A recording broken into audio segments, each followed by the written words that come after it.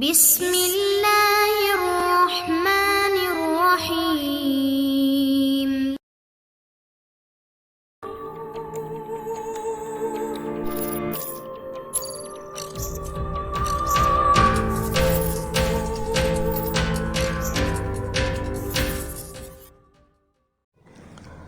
السلام علیکم دوستو، جاسوسی دنیا،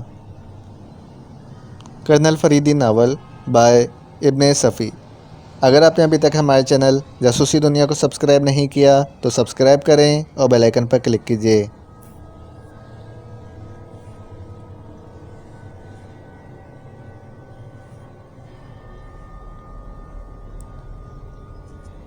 بےقرار راستے کے سناٹے میں وہ اس سنسان سڑک پر گویا موت کے منتظر تھے۔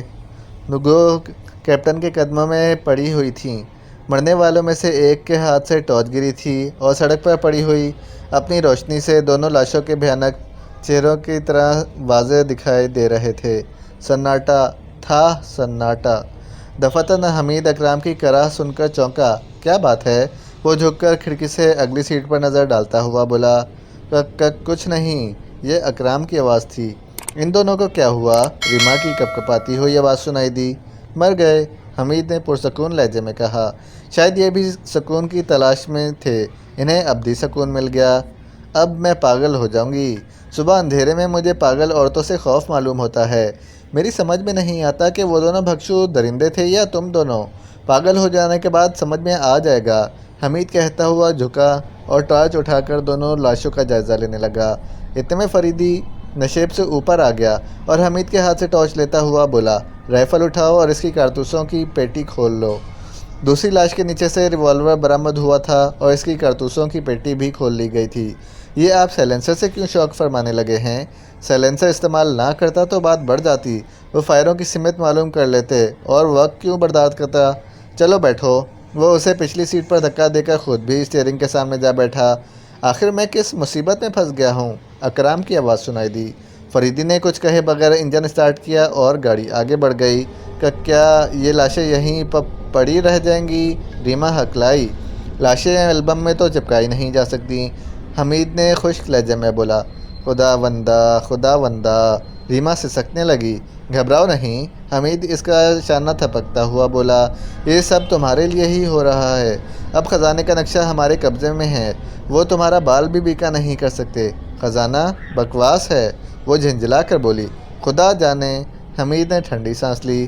یقین کرو وہ کھلا ہوا جھوٹ تھا۔ میں کیسے یقین کر لوں جبکہ ہالی ووڈ میں آئے دن ایسی کہانیاں فلمائی جاتی رہتی ہیں؟ حمید، خاموش رہو، فریدی نے سخت لہجے میں کہا اور پھر سناٹا چھا گیا۔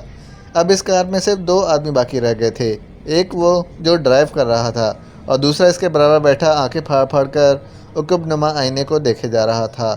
ناصر، یہ کیا ہو گیا؟ کچھ دیر بعد وہ بھرائی ہوئی آواز میں بولا، یہ اتنا آسان کام نہیں ہے، ڈرائیو کرنے والے نے وسیلی آواز میں کہا۔ وہ موت کا ہرکارہ ہے، عام طور پر اس کو اسی نام سے یاد کیا جاتا ہے۔ میں پوچھ رہا ہوں کہ اب ہمیں کیا کرنا چاہیے؟ میں کچھ نہیں جانتا، تم عقب نما آئینے پر نظر رکھو، ابھی تک اس کی گاڑی کی روشنی نہیں دکھائی دی۔ یہ بھی تو ہو سکتا ہے کہ وہ ٹیکم گڑھ کی طرف پلٹ گیا ہو، پہلے بھی اس نے اس کی کوشش کی تھی۔ ناصر بولا، بہت اچھا ہے اگر ایسا ہوا۔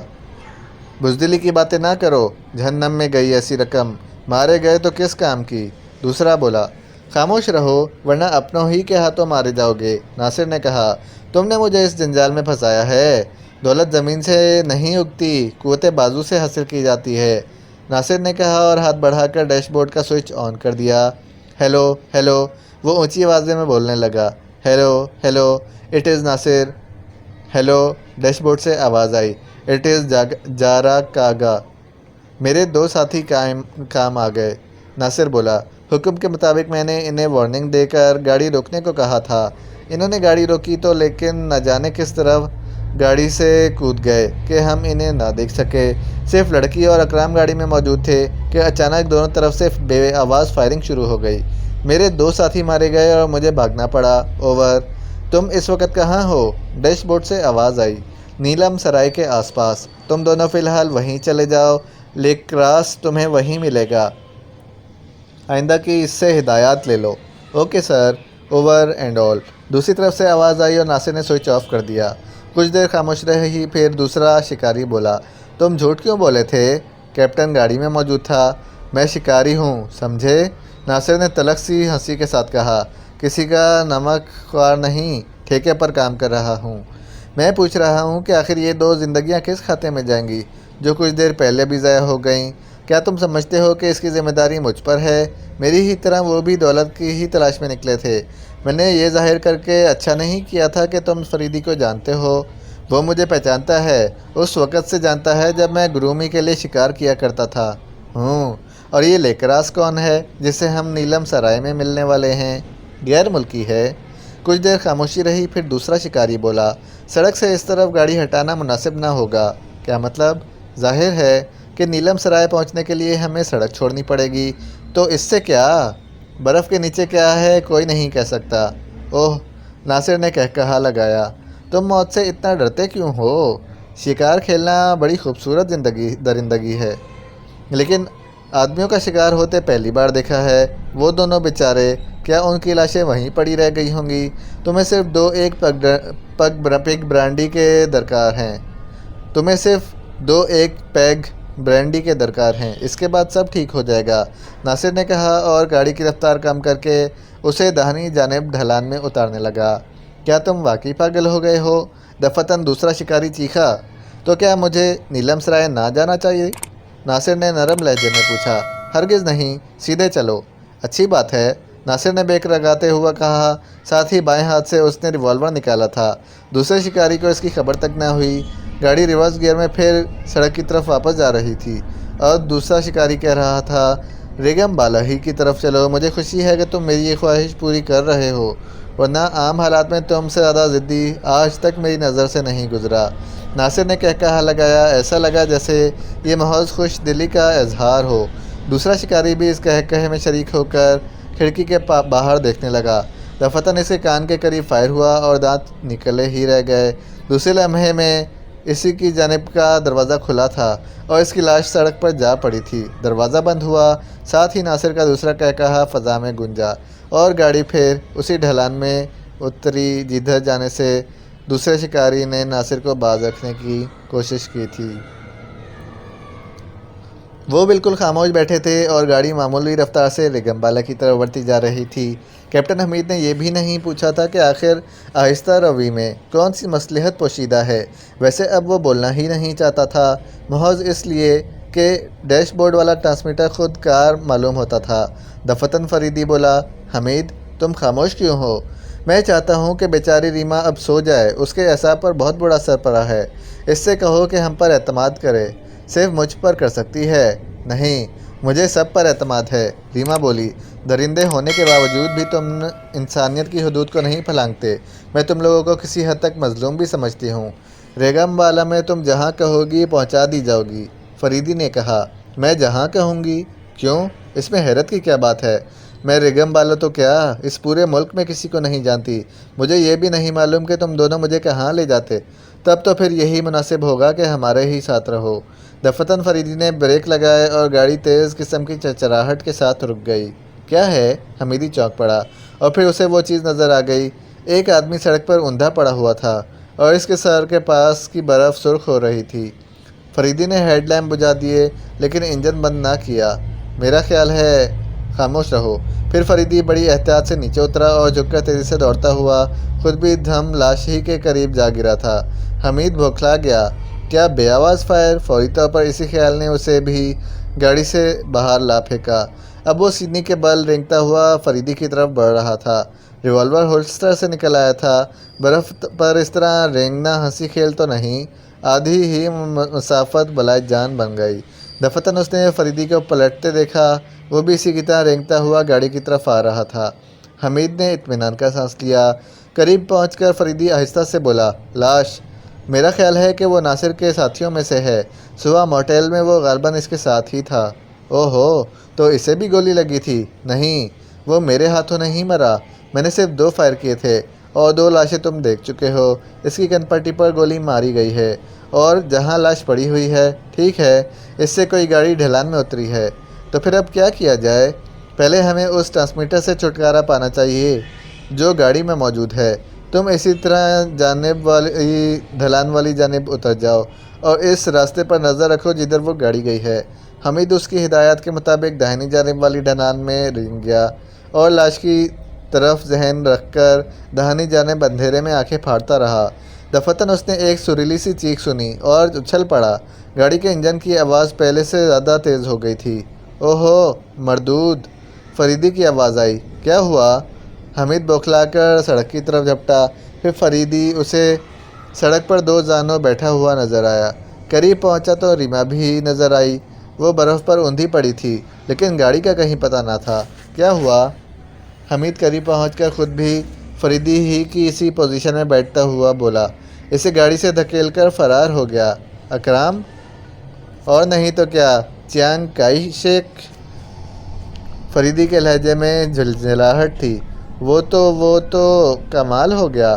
حمید کی سمجھ میں نہیں آ رہا تھا کہ اسے کیا کہنا چاہیے۔ اکرام کی اس حرکت پر غصے کا اظہار کرے یا کہے لگائے، کیا تم ہوش میں ہو؟ ہاں کانپتی ہوئی آواز ریما کے منہ سے نکلی تھی۔ اٹھنے کی کوشش کرو، گری ہوئی عورتیں خود سے نہیں اٹھ سکتیں۔ حمید اسے سہارا دینے کے لیے بڑھتا ہوا بولا، لیکن فریدی نے اس کا ہاتھ پکڑ لیا۔ ارے میں تجربے کی بات کہہ رہا ہوں۔ اتنے میں ریما خود ہی اٹھ بیٹھی۔ حمید کی سمجھ میں نہیں آ رہا تھا کہ اب کیا ہوگا۔ ضروری نہیں تھا کہ سنسان سڑک جبکہ چاروں طرف برف ہی برف نظر آ رہی تھی کوئی گاڑی بھی دکھائی دیتی۔ ایسے موسم میں رات کا سفر ملتوی ہی کر دیتے ہیں۔ یہاں رکنا ٹھیک نہیں ہے، دفعتاً فریدی بولا اور ریما کا ہاتھ پکڑ کر داہنی طرف ڈھلان میں اترتا چلا گیا، لیکن جگہ وہی منتخب کی تھی جہاں سے برف پر گاڑی کے پہیوں کے نشانات نظر آ رہے تھے۔ جب حمید بھی اس کے قریب پہنچ گیا تو بولا، میرے پیچھے پیچھے چلے آؤ، کہنے کی ضرورت نہیں ہے، یہ تو میری تقدیر میں ہے۔ حمید ٹھنڈی سانس لے کر بولا۔ وہ دیکھ رہا تھا کہ فریدی گاڑی کے پہیوں کے نشانات سے پر ہی چل رہا تھا۔ ان دونوں نے اس کی تقلید شروع کر دی۔ میں تو اس طرح نہیں چل سکوں گی، ریما منمنائی۔ پھر کس طرح چل سکو گی؟ حمید نے پوچھا۔ وہ اس کے ساتھ چل رہا تھا، فریدی سب سے آگے تھا۔ حمید کو اس وقت ریما پر کڑی نظر رکھنی تھی۔ وہ مجھے اپنے ساتھ لے جانا چاہتا تھا، بے ضرر آدمی تھا۔ تم کیوں نہیں گئی اس کے ساتھ؟ میرے انکار پر اس نے مجھے گاڑی سے دھکیل دیا۔ آخر انکار کیوں کیا؟ اب میں تم دونوں کے علاوہ اور کسی پر بھی اعتماد نہیں کر سکتی۔ تم نے ابھی تک میرے ساتھ کوئی بدسلوکی نہیں کی۔ دفعتاً فریدی ایک جگہ رک گیا، انہیں بھی رکنا پڑا۔ اب وہ اسے بائیں جانب ایک جگہ کی طرف ہٹاتے دیکھ رہے تھے۔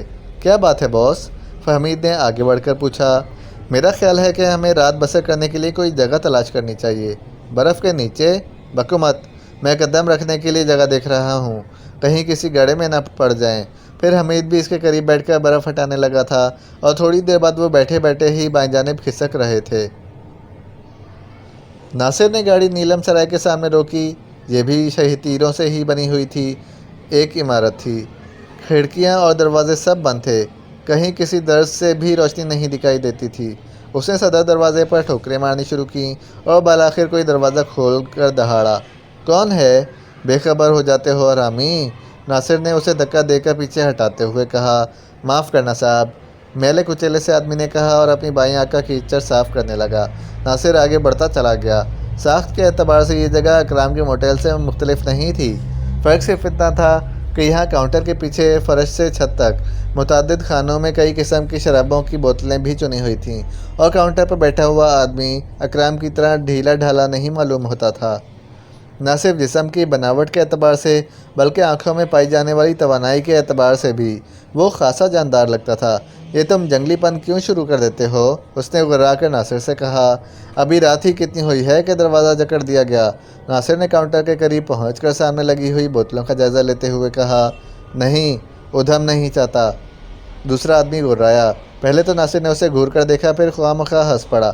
چلو شراب اٹھاؤ، اس نے کہے کو فوری طور پر دبا کر کہا۔ کاؤنٹر پر بیٹھے ہوئے آدمی نے سیاہ رنگ کی بوتل ایک خانے سے نکال کر اس کے سامنے کاؤنٹر پر رکھ دی۔ اس انداز میں بیزاری کا اظہار بھی شامل تھا۔ بوتل کی قیمت ادا کر کے اس نے 2 گلاس طلب کیے اور انہیں اٹھائے ہوئے ایک میز تک آیا جہاں ایک سفید فام آدمی پہلے ہی سے بیٹھا ہوا تھا۔ یہاں کئی میزوں کے گرد لوگ نظر آئے، بڑے بڑے آتش دانوں میں کوئلے دہک رہے تھے۔ ہیلو لیکی، ناصر نے اسے اپنی طرف متوجہ کیا۔ ہیلو۔ غیر ملکی کا لہجہ بے حد خشک تھا۔ شاید تم دیر سے پیاسے ہو، ناصر نے ایک گلاس اس کے سامنے رکھتے ہوئے کہا، ایسی کوئی بات نہیں، تو پھر کیا تم میری دعوت رد کر دو گے؟ میں نے یہ تو نہیں کہا۔ ناصر اس کے سامنے رکھے ہوئے گلاس میں شراب انڈیلنے لگا، لیکن وہ اسے تیز نظر سے گھورے جا رہا تھا۔ جیسے ہی ناصر دوبارہ اس سے مخاطب ہوا، دیکھنے کا انداز یکلخت بدل گیا۔ اب اس کی آنکھوں میں نرمی تھی۔ پھر ناصر نے 2-3 گھونٹ لینے کے بعد گفتگو کا آغاز کیا تھا۔ میں نے اپنے 3 ساتھی گنوائے ہیں، وہ ٹھنڈی سانس لے کر بولا۔ مجھے اطلاع مل چکی ہے، لیکن صرف 2 آدمیوں کی، خشک لہجے میں کہا گیا۔ ایک کو خود میں نے موت کے گھاٹ اتارا ہے۔ کیوں؟ غیر ملکی کی بھویں تن گئیں۔ اس نے لیڈر کے حکم سے سرتابی کی تھی، نیلم سرائے کی طرف آنے سے انکار کر دیا تھا۔ بہت اچھے، تب تو اسے مرنا ہی چاہیے تھا۔ غیر ملکی کے لہجے کی خشکی رفع ہو گئی۔ اب وہ ہر گھونٹ کے بعد ہونٹ چاٹنے لگتا تھا۔ اب مجھے کیا کرنا ہے؟ آرام۔ 2-3 دن آرام سے یہیں گزارو۔ آخر اسے ختم ہی کیوں نہیں کر دیا جاتا؟ اس طرح گھیر کر پکڑنے کی کیا ضرورت ہے؟ وہ ہمیں خزانے کی تلاش میں مدد دے سکتا ہے، اس کے بعد ہم اسے ختم کر دیں گے۔ سنو، اب اس کے ساتھ ایک غیر ملکی لڑکی بھی ہے، بڑی خوبصورت۔ میں جانتا ہوں، لیکراس، کم از کم وہ لڑکی ہی حاصل کر لی جائے۔ وہ 2 بدھ بھکشوؤں کے ساتھ وہاں آئی تھی۔ کیا تم جانتے ہو کہ وہ لڑکی بھی ہمارے لیے بے حد کارآمد ثابت ہوگی؟ نہیں، میں کیا جانوں؟ وہ تینوں بھی خزانے کی تلاش میں تھے۔ ایک بھکشو فریدی کے ہاتھوں مارا گیا اور غالباً عمارت ہی میں جل کر مر گیا۔ دیکھو دوست لیکراس، ناصر نے آگے جھک کر آہستہ سے کہا، اگر خزانے کی بات پھیل گئی تو بہت برا ہوگا۔ ہم دشواریوں میں پڑ جائیں گے۔ جو لوگ اس چکر میں ہیں وہ بھی یہی سوچتے ہیں، لہٰذا خزانے کی بات پھیل نہیں سکتی۔ اگر اس لڑکی نے فریدی کو بتا دیا تو کوئی کسی اجنبی کو ایسی باتیں نہیں بتایا کرتا۔ اچھا تو یہی بتا دو کہ فریدی نے بھکشوؤں کو کیوں مار ڈالا؟ ان دونوں کو اس کے نائب کیپٹن حمید پر حملہ کیا تھا۔ وہ غالباً سمجھے تھے کہ حمید ان کو پھانسنے کی کوشش کر رہا ہے۔ اس نے یقیناً کوشش کی ہوگی۔ کوئی لڑکی اس کے قریب سے صحیح سلامت نہیں گزر سکتی۔ کچھ بھی ہو، ان کے درمیان جھگڑے کی وجہ لڑکی ہی بنی تھی۔ اور سنو، وہ جو بھکشو فریدی کے ہاتھوں مارا گیا تھا۔ وہ جملہ پورا کیے بغیر پھر پینے لگا۔ ناصر اس کی طرف متوجہ تھا۔